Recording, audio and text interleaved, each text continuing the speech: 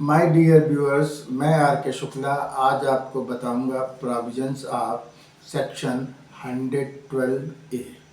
तो section 112A is applicable on taxation of long-term capital gains on sale of listed shares or units of equity-oriented funds और units of business trust. तीन हो गया, पहला equity oriented, दूसरा equity oriented fund, तीसरा हो गया यूनिट्स ऑफ बिजनेस ट्रस्ट। अगर ये शॉर्ट टर्म है तो इन पे लगेगा प्रोविजंस ऑफ सेक्शन 111A। ये हम आपको प्रीवियस वीडियो में बता चुके हैं। और अगर यही लॉन्ग टर्म है तो इस पे लगेगा सेक्शन 112A।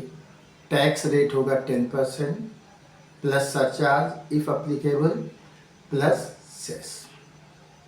जो सबसे इम्पोर्टेंट पॉइंट्स है इसमें, जो पहली यूनिट्स है इक्विटी शेयर्स, उस पे सिक्योरिटी ट्रांजैक्शन टैक्स पेड होना चाहिए at the time of purchase and cell.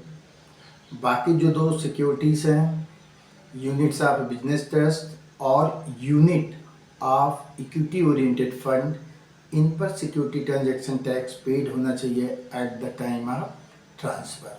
तो पहले वाले पे at the time of purchase and sale, बाकी दो यूनिट्स पे सिक्योरिटी ट्रांजैक्शन टैक्स पेड होना चाहिए only eight the time of transfer. ध्यान रखिएगा कि इसमें बेनिफिट ऑफ इंडेक्सेशन नहीं मिलता है।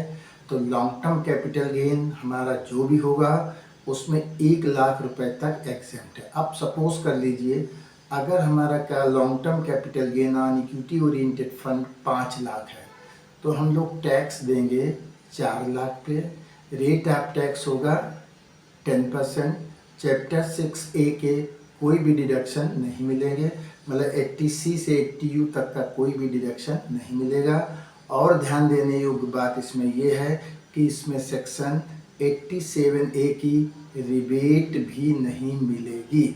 लेकिन अगर हम लोगों की एग्जेम्पशन लिमिट में इनकम शॉर्ट हो रही है तो इस लॉन्ग टर्म कैपिटल गेन को यूज़ कर लिया जाएगा। सपोज कर लीजिए मेरी अदर इनकम 1,90,000 है रुपीज़ और लॉन्ग टर्म कैपिटल गेन हमारी है 2 लाख।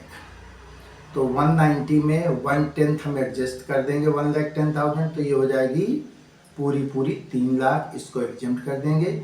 और लॉन्ग टर्म कैपिटल गेन हमारी कितनी बची 90,000, ये भी एग्जेम्प्ट हो जाएगी क्योंकि 112A में अगर आपकी इनकम 1 लाख रुपए तक है तो that is exempt from tax.